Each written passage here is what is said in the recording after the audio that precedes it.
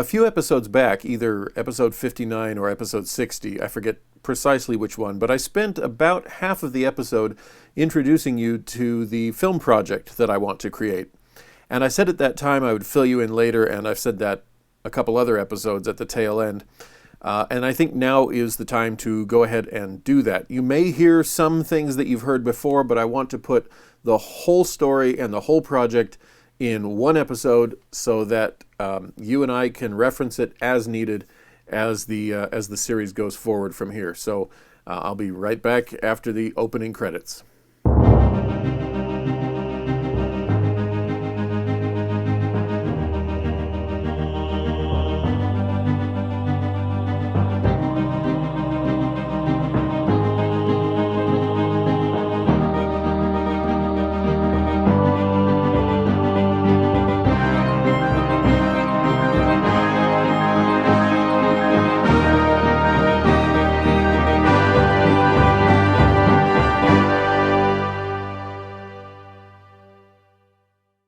My primary life passion, bigger than fitness, bigger than my interest in creating the best body I can, my primary life passion is filmmaking. It's actually the reason why this video series exists. When I did start getting in shape back in 2010, to make it more interesting for myself, I documented it. I took the camera to the gym. I took the camera to my meetings with my personal trainer friend. I just took it everywhere and created this video series, this original video series back in 2010 that I put on YouTube. I was not seeking an audience. I was just doing it because I like shooting and editing and creating art in the motion picture, the general category of the motion pictures. And then I did get people starting to watch, and that was motivating and encouraging. And then over the years, they'd watch, even as I kind of rebooted the series. Then when I got the high-definition camera that is shooting now and started the official series in 2019, people kept watching, and I got new subscribers, and it's all very exciting. But again, all of that was always just to give me or to make my journey more fun. Because for me as a creative person to just go to the gym day after day after day after day after day was repetitious and tedious. And it is for a lot of people, and that's why people seek sources of motivation.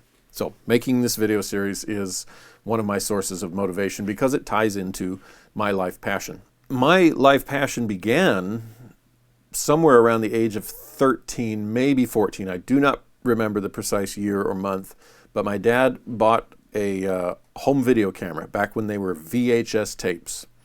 And the cameras were these monstrosities that you sat on your shoulder and you got a workout just trying to record the family vacation. And I fell in love with it, and I knew almost instantly that making a movie, making a feature film was something I wanted to do one day. And for 30 years, I didn't. Now, for some of that, let's say even the first half of that, 15 years, would be because I wasn't ready. I wasn't about to make a feature film, not something that I'd be proud of for my whole life and send out to audiences worldwide. I wasn't ready at 14 and 15. I was, practicing. I made short films with friends. We did all kinds of goofy stuff that I hope and pray never sees the light of day. I did go to college and got a degree in cinema and video production.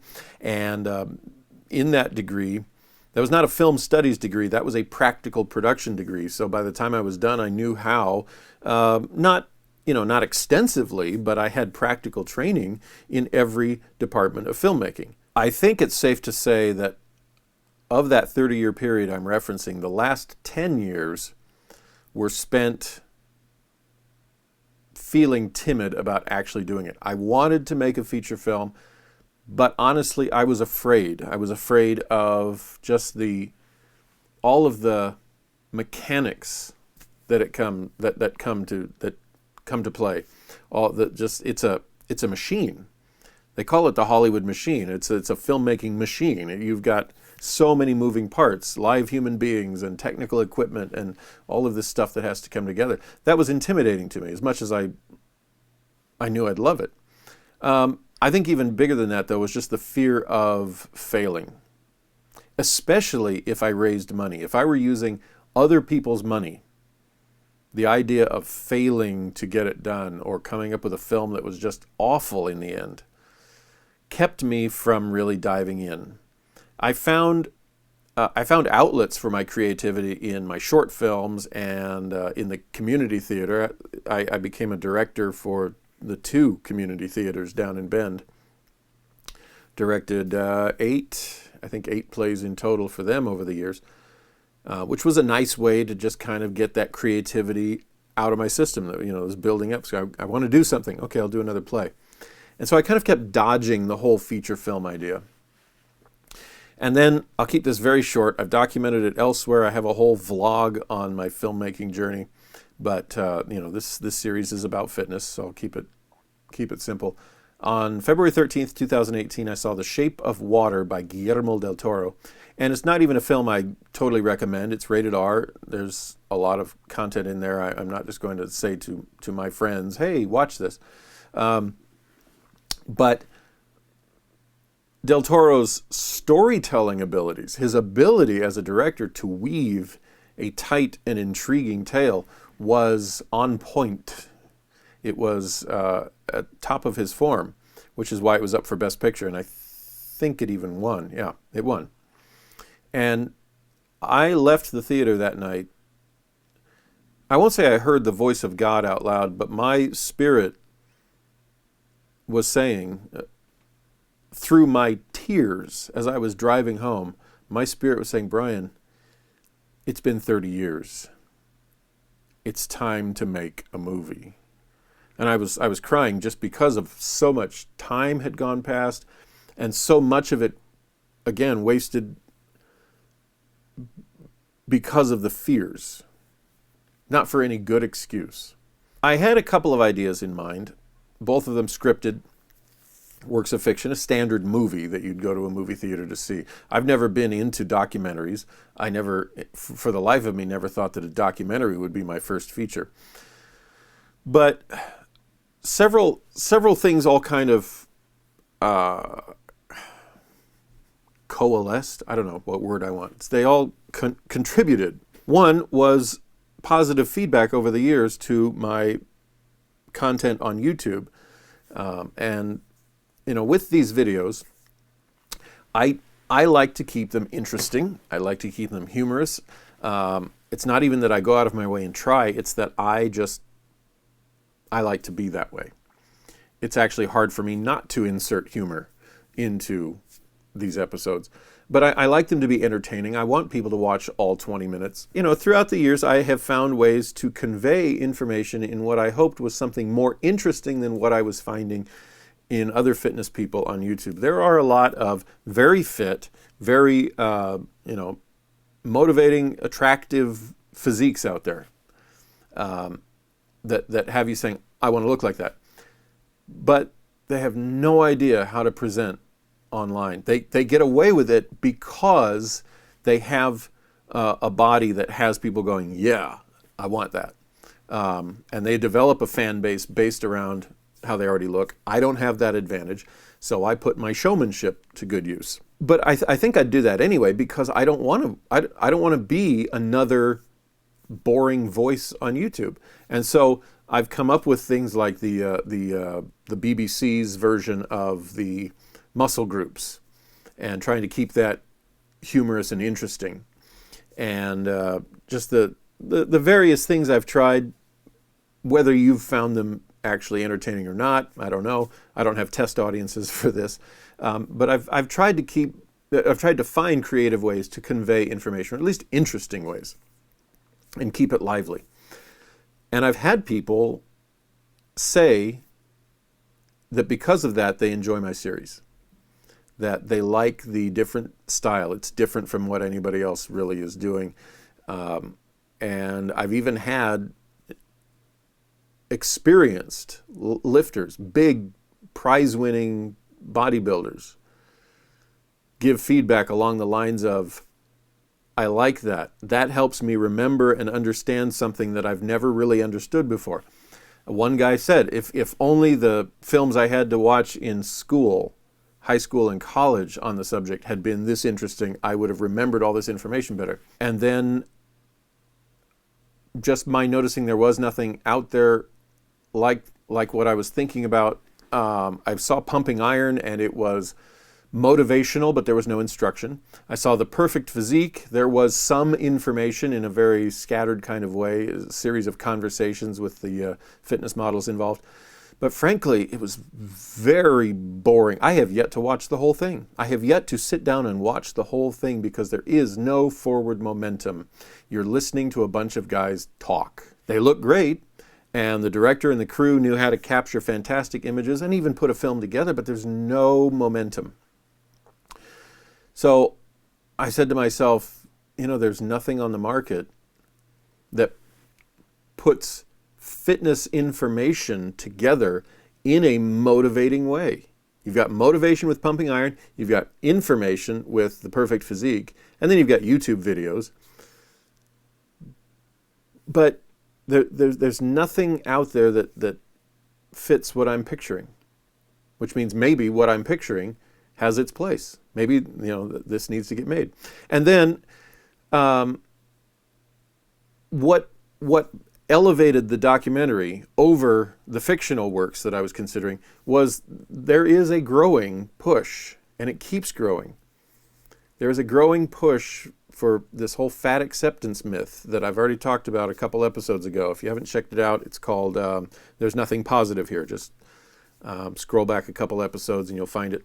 That's actually becoming a high-pressure topic. And so not only was there a general need, but there's also now a societal urgency to creating a film encouraging men to get in better shape. And so I thought, okay, now is the time. I'll do that. That will be my first feature film. The idea behind it will be that a total know-nothing, a guy who has no instruction and no experience, he just knows that he's out of shape. Maybe he's too heavy like I was, maybe he's too skinny. But he wants to get stronger, he wants to live longer, he wants to, just feel better overall. It's kind of like why I got started. I was winded, I was in pain. I just trying to play with my little toddler son at the time drained me quick. And so I want to reach those guys with a film that when they watch it, they can sit down, press play, and 2 hours later, they will have what they need to get off the couch and go get into a better body. Not a world-class body. In 2 hours, you can't pack in all the information needed to get some guy from the couch to Mr. Olympia, or even winning an amateur natural bodybuilding competition. But you can get him so that he slims down, he starts to see muscle definition, he develops more functional strength, more flexibility, his whole bodily system, all 11 systems are working in better harmony with each other. His organs are functioning better because they're being fed properly. And that if he follows the information in the film, if he takes notes and he applies it, and he's consistent at it for a year, probably even less, but in a year, he'll see and feel a difference. That's what I want to do, and I want to do it in a way that's entertaining, it's motivating, it's compelling so that you're interested in watching the whole thing and even watching it again to get more information down.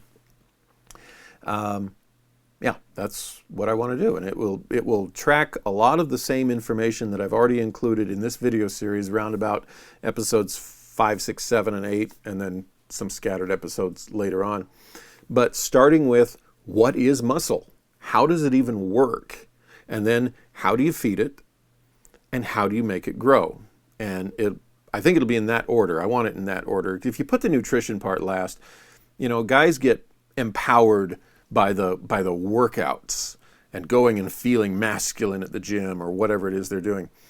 You talk about nutrition and most of them just, nah, but nutrition's the important part. So I want to put nutrition first so people don't just stop the video after the workout section.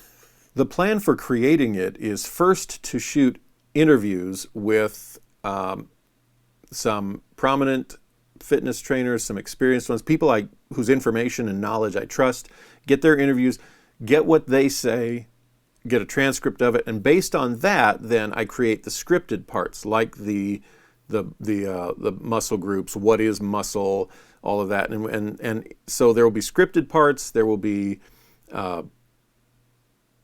candid interviews, there will be humor in it throughout. I'm envisioning maybe some spoofs of commercials, spoofs of film clips, but whatever it takes to make every given factoid as we go, every little thing they need to know, whatever it takes to make it memorable, relatable, easy to recall when you're out shopping for food or looking for a gym or going to the gym.